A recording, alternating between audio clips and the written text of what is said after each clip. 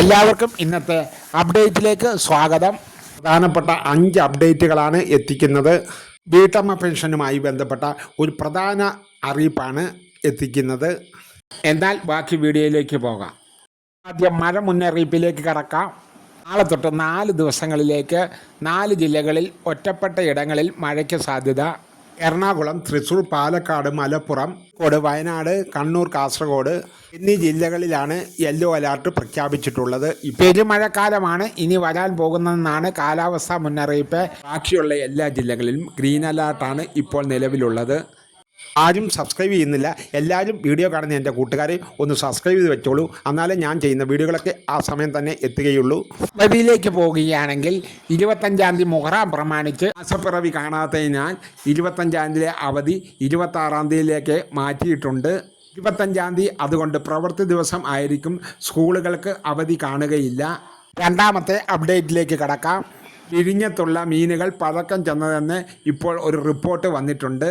മാസങ്ങളോളം അമോണിയയിൽ ഇട്ടുവെച്ചിരിക്കുന്ന മത്സ്യങ്ങളാണിത്. ഇത് കഴിച്ചാൽ മരണം വരെ സംഭവിക്കാം.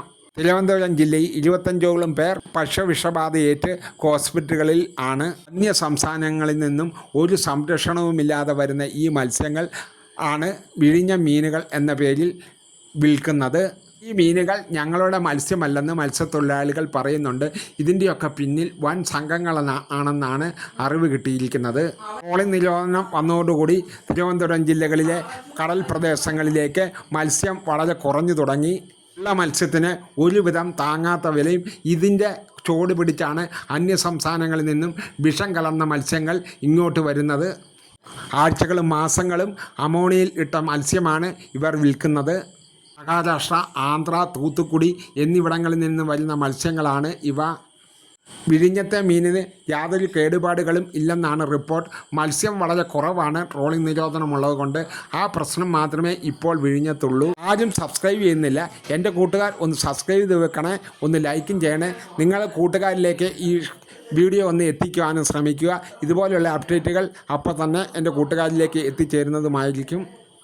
മൂന്നാമത്തെ അപ്ഡേറ്റിലേക്ക് കടക്കാം. 24-ാം തീയതിയാണ് പെൻഷൻ എത്തിച്ചേരുമെന്നാണ് കരുതിയത്. പക്ഷേ 24-ാം തീയതി പ്രവൃത്തി ദിവസമാണ്, 25-ാം തീയതി പ്രവൃത്തി ദിവസമാണ്, 26-ാം തീയതി മുഹറവുമാണ്. അപ്പോൾ 27-ാം തീയതിയോടുകൂടി അക്കൗണ്ടിലേക്ക് പൈസ എത്തിച്ചേരും. അതായത് അക്കൗണ്ടിൽ എത്തുന്നവർക്ക് 27-ാം തീയതിയോട് തന്നെ എത്തും. അല്ലാതെ കൈകളിലേക്ക് എത്തുന്നവർക്ക് സഹകരണ സ്ഥാപനങ്ങളിൽ നിന്നുള്ള സ്റ്റാഫുകൾ നിങ്ങളുടെ കൈകളിലേക്ക് എത്തിക്കുന്നതായിരിക്കും. വീട്ടമ്മ പെൻഷൻ്റെ ഒരു അപ്ഡേറ്റിലേക്ക് കടക്കാം. ഒരുപാട് പാവപ്പെട്ടവർക്ക് വളരെ ഉപകാരമായ ഒരു പദ്ധതിയായിരുന്നു വീട്ടമ്മ പെൻഷൻ. 35-നും 60-നും ഇടയ്ക്കുള്ളവർക്ക് നടപ്പിലാക്കിയ പദ്ധതിയായിരുന്നു ഇത്. മഞ്ഞ, ചുമപ്പ് എന്നീ കാർഡുകൾക്കുള്ള ഒരു പദ്ധതിയായിരുന്നു ഇത്. വളരെ പാവപ്പെട്ടവർക്കുള്ള ഒരു പദ്ധതിയാണിത്. കഴിഞ്ഞ സർക്കാരിൻ്റെ അവസാന കാലഘട്ടത്തിലായിരുന്നു ഈ പദ്ധതി നടപ്പാക്കിയത്. അവസാന കാലഘട്ടം ആയിരുന്നാൽ ഇതിലേക്ക് ഒരുപാട് അനർഹർ കടന്നുകൂടി. മഞ്ഞ, ചുമപ്പ് കാർഡുകൾ കൈവശമാക്കിക്കൊണ്ട് അനർഹരായവർ ഇതിലേക്ക് കടന്നുകൂടി. സർക്കാരിൻ്റെ അവസാന കാലഘട്ടങ്ങളിൽ ഭരണം നടക്കുമ്പോൾ ഒരു പരിശോധനയും കാണുകയില്ല. ഇങ്ങനെയുള്ള അവസരങ്ങളിൽ മുതലെടുത്തുകൊണ്ടാണ് അനർഹർ കടന്നുകൂടിയത്. ഈ സമയത്ത് ഒരു പരിശോധനയുമില്ലാതെ വന്നവർക്കൊക്കെ കാർഡുകൾ അപ്രൂവ് ആയി കൊടുക്കുകയും ചെയ്തു. ഉള്ള കാർഡുകൾക്ക് അപേക്ഷിച്ചത് 20 തൊട്ട് 30% വരെയുള്ള ആൾക്കാരായിരുന്നു. 18 ലക്ഷത്തോളം ആൾക്കാർ ഇതിൽ കടന്നുകൂടുകയും ചെയ്തു. ഇതിൽ ഏകദേശം ശതമാനം ആളുകൾ ഇതിന് ഒട്ടും അർഹരല്ലാത്തവരും ആയിരുന്നു. 1000 സ്ക്വയറിലേറെ വീടിന് വിസ്തീർണമുള്ളവർ, അതുപോലെ തന്നെ പലപ്പോഴായി അറ്റകുറ്റപ്പണികൾ നടത്തി വീടിന് സ്ക്വയർ കൂട്ടിയവർ, ഇവരൊക്കെയാണ് ഇതിൽ കടന്നുകൂടിയത്. 1 ഏക്കറിലേറെ ഭൂമിയുള്ളവർ, അതായത് കാർഷിക ആവശ്യത്തിന് ഉപയോഗിക്കാത്ത ഭൂമിയുള്ളവർ, 4 ചക്ര വാഹനങ്ങൾ ഉപയോഗിക്കുന്നവർ, AC ഉള്ളവർ, ആഡംബര വാഹനങ്ങൾ ഉപയോഗിക്കുന്നവർ, അതുപോലെ ആഡംബര വീടുകൾ ഉപയോഗിക്കുന്നവർ എന്നിവരാണ് ഈ അനർഹമായി ചുമന്ന റേഷൻ കാർഡുകൾ കൈക്കലാക്കിയത്. അതുപോലെ തന്നെ പഞ്ചായത്തോ കോർപ്പറേഷനോ മുനിസിപ്പാലിറ്റിയോ നിങ്ങൾ അറിയിക്കേണ്ടതാണ്.